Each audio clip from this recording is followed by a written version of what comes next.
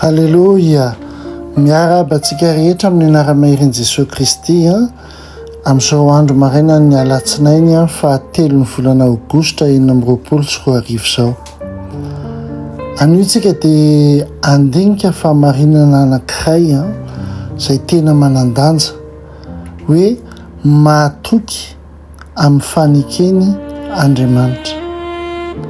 Miainao anatin'ny tontolo mantsitsika hoe izay maro ny teny fikasana nefa tsy tanteraka. Misy ny olona mampanantena fa hanampy antsika, nefa rehefa tonga amin'ny fotoan-tsarotra dia tsy hita intsony izy ireny. Na mety misy namana milaza fa hoe hijoro amin'ny ilantsika mandrakariva, nefa avy eo dia miala. Tiako miteny ianao androany maraina fa tsy mba toy izany Andriamanitra. Tsy mandainga izy, tsy miovaova izy.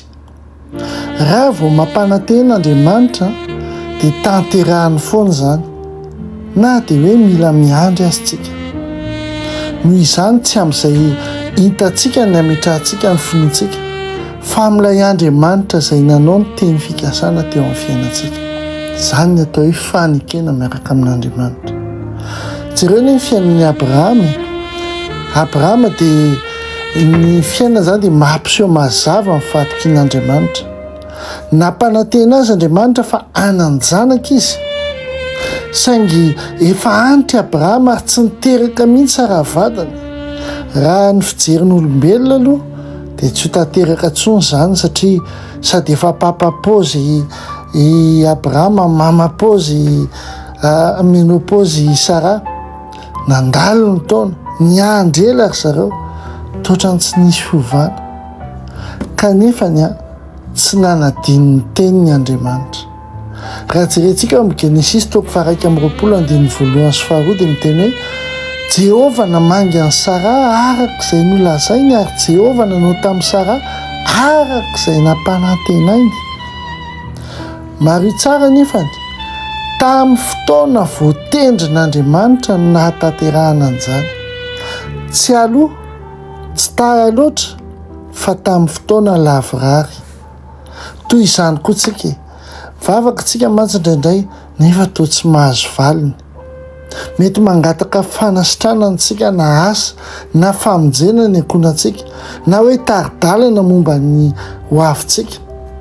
Indraindray izay dia ohatrany mangin'Andriamanitra. Tadio nefa n'izao, ny fahanginan'Andriamanitra dia tsy midika hoe nandao anao izy. Amen. Na dia tsy hitantsika aza dia mbola miasa foana Andriamanitra. Manomana ny toe-javatra izy, manomana ny fontsika izy, ary manomana fotoana tsara indrindra anehoany ny voninahiny izy. Matetika mantsy dia miasa miafina Andriamanitra, fa izay vao asehony eo masony rehetra ny asany rehefa tonga ny fotoana lavorary. Izany ampianariny ny fanekenantsika hoe miandry amin'ny mpinoana sy amin'ny fahatokisana. Rehefa eo ambany fanekena ianao miaraka amin'Andriamanitra dia mahatoky azy ianao, satria Andriamanitra mahavita azy izy. Andriamanitra tsy mandao anao mandrakizay izy. Andriamanitra mahatanteraka an'izay teneniny izy amin'ny andro voatendriny. Alleloia. Indraindray tsika rehefa tanteraka ny zavatra tadiavintsika dia eo vao tena tsapantsika tena zao marina ilay fotoana, fa tsy teo aloha. Raha mijerentsika amin'ny fiainana andavanandro, alao sara an-tsaina nge ny ray anankiray ohatra izay mampanantena bisikileta ny zanany.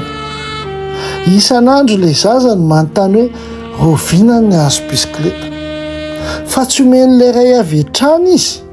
Mety mihevitra ilay zaza hoe adiny ny dada angamba ny teniny, kanefa tsy nanadiny ilay ray.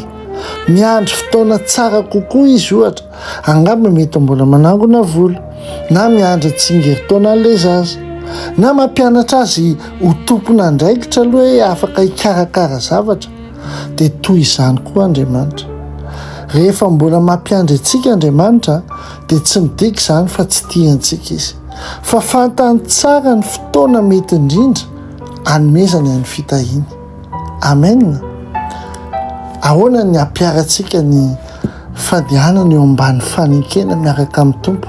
Ohatran'izay misy zavatra telo azontsika atao. Voalohany, tsarovy mandrakariva ny teny fikasan'Andriamanitra. Tsarovy, aza velan'ny olana no hiteny mafy kokoa no ny tenin'Andriamanitra. Amen. Faharoa, aza kivy ianao. Na dia mbola tsy mahita fiovana azy ianao dia mino fa mbola miasa Andriamanitra. Ary fahatelo, avereno amin'ny finoana isan'andro izao teny izao. Mahatoky Andriamanitra, maharitra mandrakizay ny fanekeny, tsy manadino ahy izy. Amen.